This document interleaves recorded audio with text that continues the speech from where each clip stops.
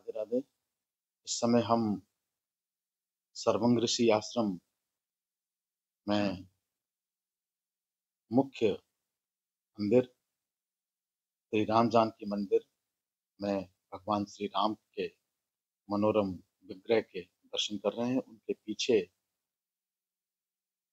सर्वंग ऋषि का विग्रह है जो अत्यंत ही मनमोहक है। यह सर्वंग ऋषि आश्रम चित्रकूट से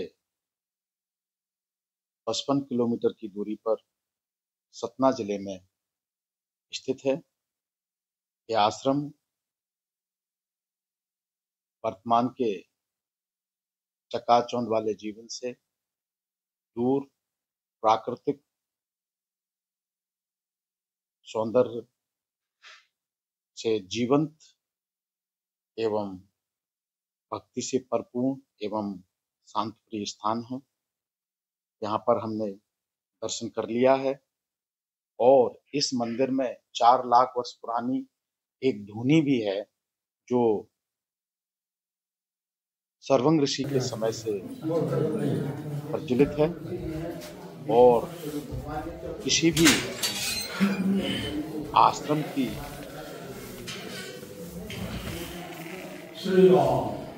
संचालन में जल एवं अग्नि की महत्वपूर्ण भूमिका है और यह अग्नि त्रेता युग से बताते हैं ये प्रचलित है और ये कभी बुझी नहीं है। ऐसी ही धुनी का हम स्वयं दर्शन करेंगे और आपको भी दर्शन कराएंगे।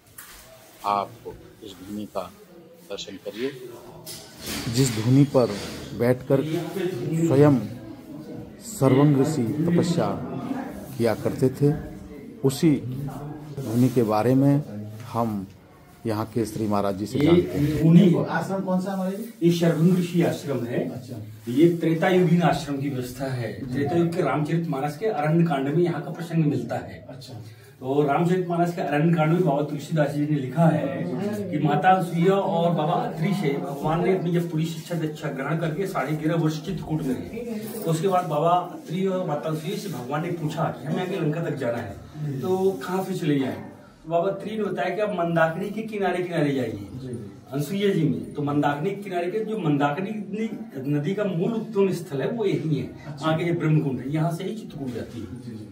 तो भगवान वहां से चित्रकूट से अनसुईया जी से आगे चलते हैं तो 4-5 किलोमीटर दूर पर बिरहन नाम का एक राक्षस मिल जाता है। तो भगवान का रास्ता छीन देता, भगवान को आने नहीं देता है और उससे काफी युद्ध करने लगता है मायावी शक्तियां दिखा के। अंत में भगवान ने उसकी सभी मायावी शक्तियों को छीन कर दिया। जब क्षीण हो गया, उसकी शक्ति विहीन हो गया, तो विराज ने खुद बताया है कि मेरी मृत्यु एक गड्ढे में दफनाने से होगी, ऐसी मृत्यु नहीं होगी। तो फिर भगवान ने लक्ष्मणी से विराज को दफना देते हैं और विराट को दफनाई। विराट का जो राक्षसी स्वरूप था वो समाप्त हो गया, उसे दिव्य स्वरूप मिला। भगवान ने उसको अपने धाम को बढ़ाया।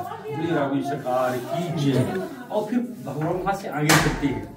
जैसे आगे चलते हैं तो परमपिता ब्रह्मा जी ने सर्वंग जी को इच्छा मृत्यु का वरदान और सदैव ब्रह्मलोक पाने का वर दिया। जब आपकी इच्छा हो तब आप ब्रह्मलोक आ सकते हैं इच्छा से।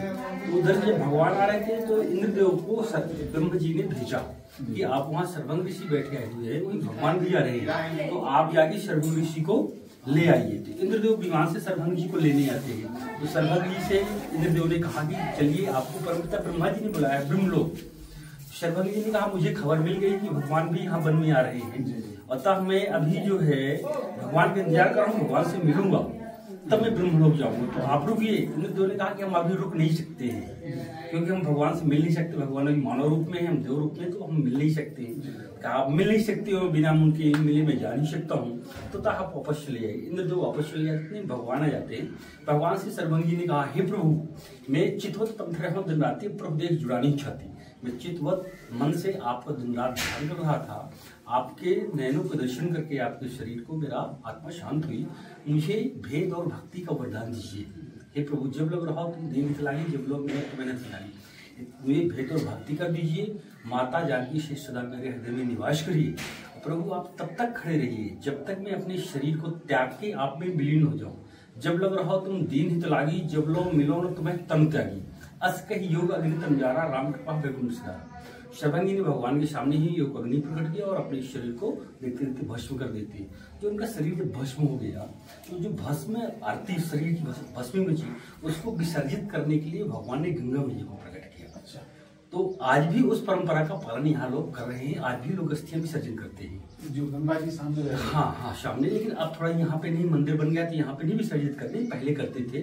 इसको थोड़ा ऊपर कर दिए, ऊपर कुंड है वही आता है। हाँ वही आता है। लेकिन इसमें जो इसमें आपको 7 जल उद्गम स्थल है। इस पूरे क्षेत्र में करीब 3 किलोमीटर के एरिया में 7 जगह से अलग अलग जल स्रोत है। सभी जल स्रोतों का अलग अलग जल है जी।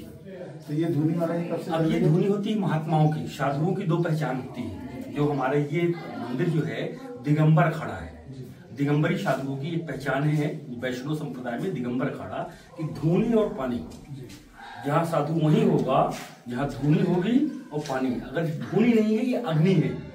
ये अग्नि जीवित तभी तक रहती है जब तक आपके शरीर की अग्नि अगर निकल गई तो क्या हो गया, मिट्टी हो गया ना।